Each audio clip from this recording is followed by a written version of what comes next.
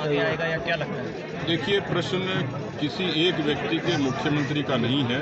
उसका जो निर्धारण है वो पार्टी का संसदीय दल करेगा, नेता कह चुके हैं।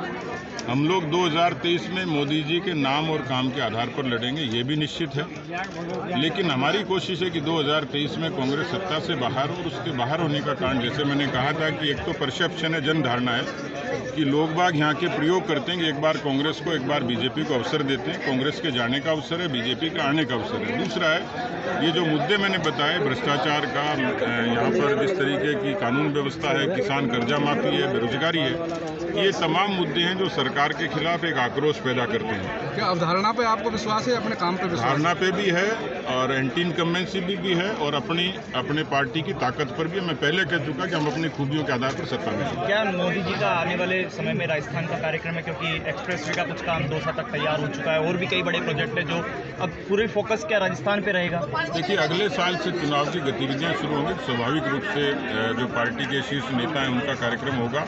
अभी एक माननीय राष्ट्रीय अध्यक्ष जी का कार्यक्रम प्रस्तावित है, तो उस कार्यक्रम की हम लोग तैयारी करेंगे। जब राष्ट्रीय अध्यक्ष जी समय देंगे तो पहले संगठनात्मक कार्यक्रम होगा, फिर राजनीतिक तौर पर। आज आप यहाँ आए, बड़ी संख्या में कार्यकर्ता ने सदस्यता ली है, तो क्या लगता है कि आज भी यहाँ मंच में कहीं वसुंधरा जी का पोस्टर नहीं है या फिर वसुंधरा जी का नाम नहीं है? देखिए, मुझे लगता है कि किसी की फोटो होना न होना ये मीडिया, सोशल मीडिया के लिए जरूर आइटम हो सकता है। पार्टी के भीतर इसको लेकर किसी तरीके की चर्चा नहीं है।